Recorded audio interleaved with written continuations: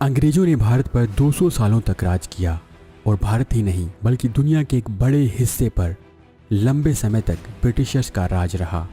लेकिन भारत का एक पड़ोसी देश है नेपाल, जिस पर अंग्रेजों ने कभी राज नहीं किया। उन्होंने कभी इस छोटे से देश को गुलाम नहीं बनाया। जब भारत के बड़े बड़े धुरंधर योद्धाओं को हराने में अंग्रेज कामयाब हो रहे थे, तो फिर नेपाल को उन्होंने कभी ब्रिटिश टेरिटरी का हिस्सा क्यों नहीं बनाया।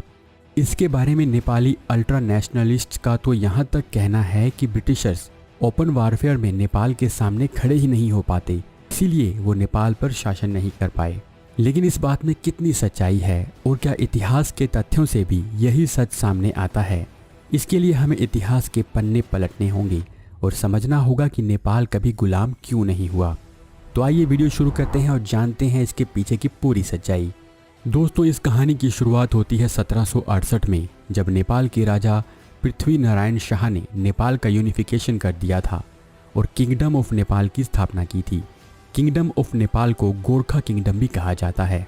1757 में पलासी के युद्ध के बाद अंग्रेजों ने भारत पर कब्जे के अभियान को शुरू कर दिया था। ऐसे में नेपाल को टेरिटरी ना बनाने की वजह समझने के लिए हमें ब्रिटिश रूल के नेचर को समझना होगा।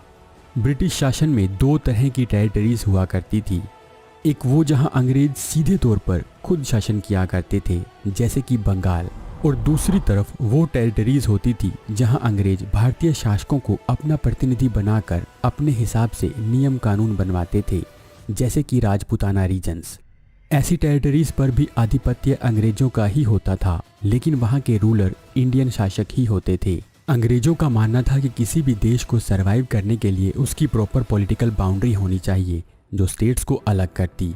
लेकिन उस समय नेपाल में राज कर रहे गोरखा लोगों के लिए पॉलिटिकल बाउंड्रीज का कंसेप्ट एग्जिस्ट ही नहीं करता था। उनके लिए बाउंड्री का मतलब सिर्फ एक जियोग्राफिकल बॉर्डर से था। अभी फिक्स्ड पॉलिटिकल बाउंड्री को लेकर विचारों का ये मतभेद अंग्रेजों और नेपाली दोनों के लिए समस्या पैदा कर रहा था। यहाँ तक कि जब आगे चलकर एंग्लो नेपाल वॉर हुआ तो ये इशू वॉर के पीछे के कई कारणों में से एक था। क्यों हुई थी ये वॉर, क्या थी इसके पीछे की वजह और कैसे इस वॉर के बाद अंग्रेजों और नेपाली लोगों की इक्वेशन बदल गई, आइए समझते हैं। Anglo Nepal war. दोस्तों, जैसा कि हमने आपको पहले बताया कि इस वॉर के पीछे का कारण था बॉर्डर डिस्प्यूट, वहीं इसकी दूसरी वजह थी अंग्रेजों का तिब्बत से होने वाला ट्रेड। असल में ब्रिटिशर चाहते थे कि उन्हें तिब्बत के साथ डायरेक्ट ट्रेड करने दिया जाए, जबकि गोरखा किंगडम चाहता था कि ट्रेड उनके यानी नेपाल के थ्रू हो। ऐसी परिस्थिति में उनकी टेरिटरी से ट्रेड होने की वजह से उन्हें भी फायदा मिलता। दोस्तों, इस वॉर की तीसरी वजह थी पॉलिटिकल सेफ्टी, क्योंकि भारत में अंग्रेजों को सिखों और मराठाओं से खतरा था। ऐसे में अगर वो नेपाल से भी पंगा लेने की कोशिश करते तो वो दोनों ओर से घिर सकते थे और इसीलिए उनका उद्देश्य था नेपाल के साथ संबंधों को न्यूट्रलाइज करना। और इन्हीं सब कारणों से 1814 में ब्रिटिश और नेपालियों के बीच युद्ध शुरू हो गया। इस युद्ध के बाद गोरखाओं का बहुत नुकसान हुआ और अंत में 1816 में दोनों पक्षों के बीच ट्रीटी ऑफ सिगोली साइन की गई। इस ट्रीटी के बाद नेपाल की लगभग 1/3 टेरिटरी अंग्रेजों के हिस्से में चली गई और नेपाल की सीमाएं तय कर दी गई। ब्रिटिशर्स के हिस्से में जो टेरिटरीज आई थी उनमें सबसे इम्पोर्टेंट थी आज के समय में उत्तराखंड की कुमाऊं गढ़वाल रीजन और सिक्किम।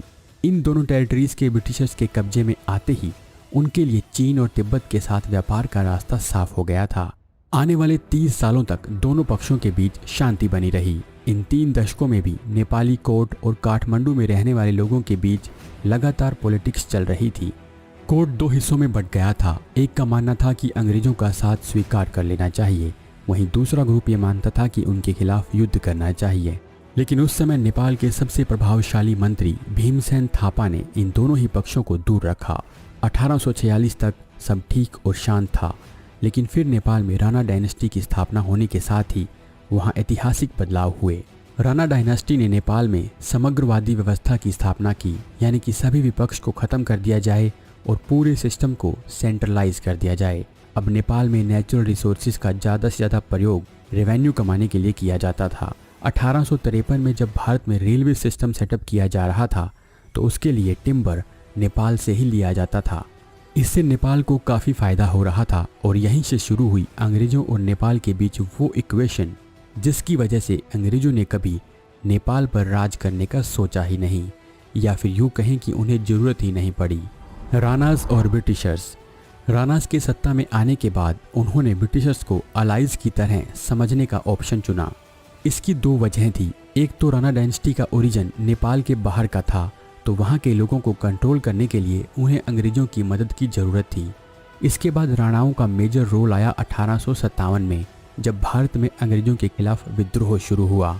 1814 में गोरखाओं के साथ युद्ध के बाद से अंग्रेज़ों को उनकी सैन्य ताकत का अंदाजा तो हो ही गया था, और इसीलिए उन्होंने 1816 से गोरखास को मिलिट्री में भर्ती करना शुरू कर दिया।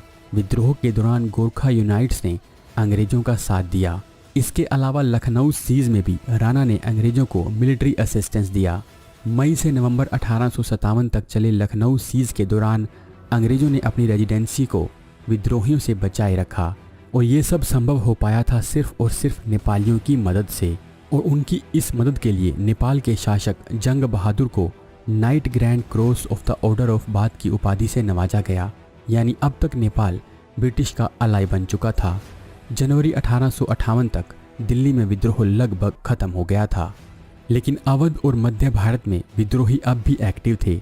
1858 में ब्रिटिश नेपाली फोर्स ने लखनऊ पर कब्जा कर लिया। उस समय लखनऊ ही विद्रोहियों का गढ़ था। जून तक मुख्य विद्रोही जैसे मोहम्मद अहमदुल्ला और रानी लक्ष्मीबाई का भी पतन हो चुका था, लेकिन कुछ नेता जैसे नाना साहेब और बेगम हजरत महल अभी भी झुकने को तैयार नहीं थे। ये सभी नेता तराई रीजन से नेपाल की ओर गुरिल्ला वॉर के उद्देश्य से गए। इन्होंने नेपाल के राजाओं से अंग्रेजों के खिलाफ साथ देने को कहा, लेकिन नेपाली राजाओं ने उनकी बात नहीं मानी, और फाइनली 1859 में जंग बहादुर ने तराई रीजन में छुपे सभी विद्रोहियों को या तो मार दिया या पकड़ लिया, और इस तरह विद्रोह का अंत हो गया। और इसके साथ ही राणास और अंग्रेजों के बीच दोस्ती की शुरुआत हुई। नेपाल का ब्रिटिशर्स का साथ देने का एकमात्र उद्देश्य था उनका फ़ायदा, लेकिन राणा ने कभी अंग्रेजों का आधिपत्य स्वीकार नहीं किया। उल्टा रेबेलियंस को ख़त्म करने के बदले उन्हें कुछ टेरिटरीज और ग्रांट जरूर दिए गए।